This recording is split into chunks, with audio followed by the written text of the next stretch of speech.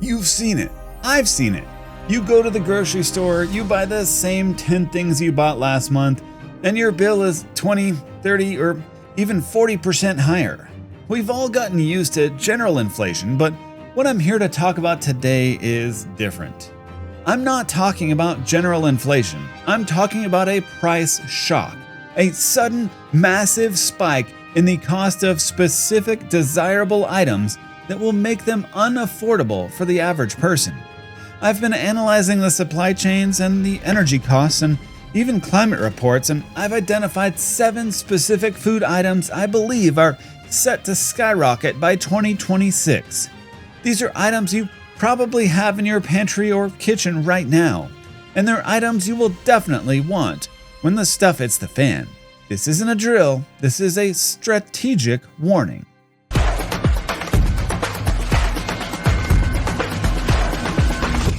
Welcome back to the farm. Now, before you say I'm just fear-mongering, let's be clear, this isn't a guess, it's an analysis. The price of any item is based on a few key things: the cost of production, the cost of the energy to process it, and the cost of transportation to get it to you. For the 7 items on this list, all 3 of those factors are flashing bright red.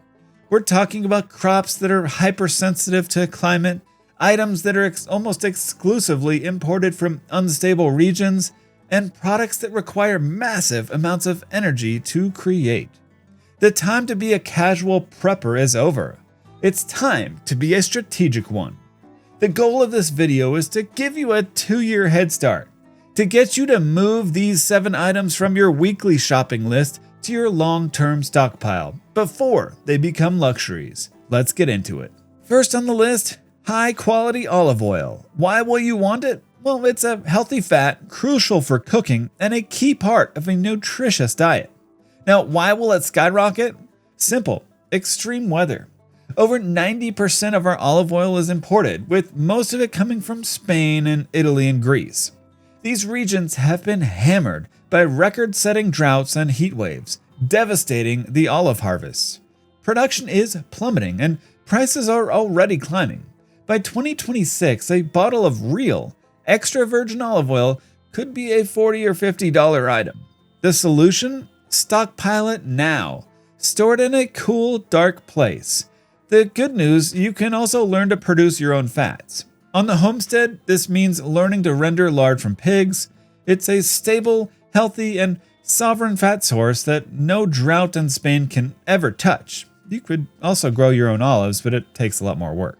Number 2, and this one will hurt a lot of people, I'm sorry. Coffee. Why? You really want it. Why you'll really want it? For many, it's a daily necessity. It's a morale booster, and in a crisis, a simple cup of coffee can help feel like a return to normalcy. It's also a fantastic barter item. Why it will skyrocket? Well, coffee is a massively fragile crop. It only grows in specific altitudes, and it's being decimated by both drought and a disease called coffee rust. Brazil and Vietnam, the world's largest producers, are in a constant battle with the climate. Add in soaring shipping costs and you have a perfect storm. The solution? Well, you can't grow coffee in most of North America. The solution here is pure stockpiling. Buy green, unroasted coffee beans. Store in Mylar bags that can last for years. You can roast them yourself in a pan. And as a backup, start exploring coffee alternatives. Roasted chicory root or dandelion root are typical substitutes that you can grow right in your own backyard. Number 3, raw unfiltered honey. Why you'll want it? Well, it's the ultimate prepper food. It's a natural sweetener, an antibiotic, a wound dressing, and it never expires. Why it will skyrocket? Well, colony collapse disorder. The bees are in trouble, and without bees, you don't get honey, period. It's also an incredibly high labor product. The price of honey has been steadily climbing for a decade, and any major shock to the agricultural system will send it flying. The solution? This is a 2-part solution. First, stockpile it. Buy good, local, raw honey. Pay the $20 a jar now because it will be $60 later. Second, and this is the true homestead solution, become a beekeeper. A simple hive can produce 50 to 100 pounds of honey a year. You become a producer, not a consumer. And later on this spring, we're planning to do a number of videos about beekeeping and how you can keep bees yourself. Being prepared means being self-reliant, and nothing feels more self-reliant than a hot wood-fired meal, no matter the situation.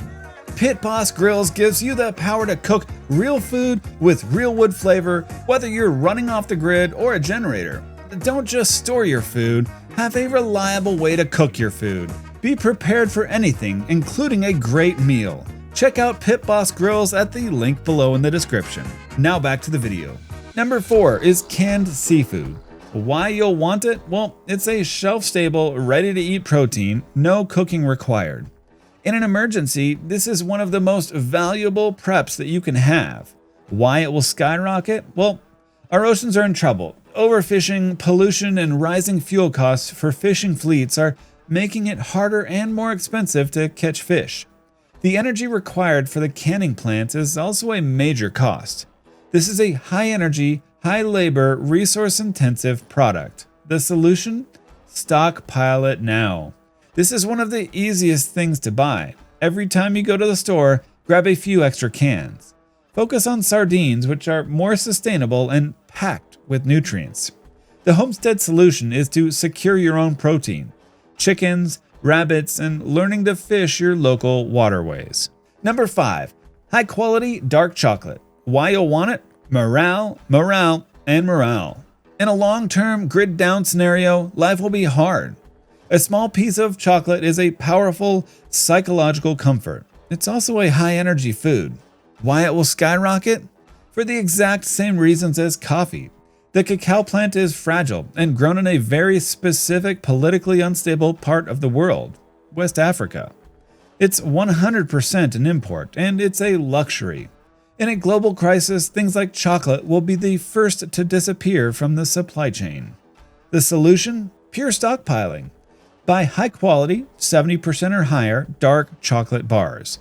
They have less sugar and dairy, so they keep and store for longer. Keep them in a cool, dark, and dry place. There is no homestead replacement for this, sorry. Just stock it. Number 6, long grain white rice. Why you'll want it? Well, it's the most basic, shelf-stable calorie on planet Earth. It's the foundation of any prepper pantry. And why will it skyrocket?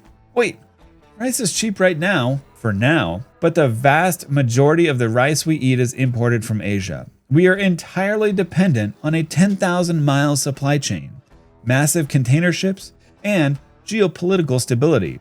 And disruption in that chain, like a war for example, hint hint, a shipping crisis, or a bad harvest in one of those countries will cause prices to triple overnight. The solution?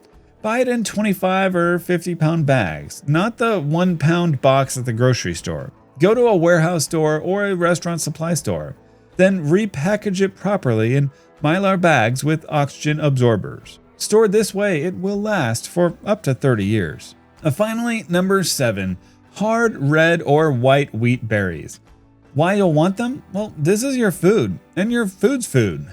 You can grind it into flour for bread, sprout it for greens, or cook it whole as a high-protein grain. Why it will skyrocket? Well, fertilizer.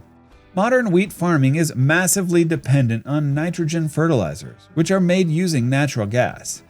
As energy prices soar, the price of fertilizer soars, and the price of wheat soars with it. It's a chain reaction. The solution? Just like rice. Buy it in bulk. 50-pound bags, store them in 5-gallon buckets, and you must own a high-quality hand-crank grain mill. Storing flour is a mistake. It goes rancid. But storing wheat berries is a strategy. They last for decades. Olive oil, coffee, honey, canned seafood, chocolate, rice, and wheat berries. This isn't a what-if scenario. We are already seeing the warnings. The droughts, the energy costs, the fragile supply chains. The writing is literally on the wall.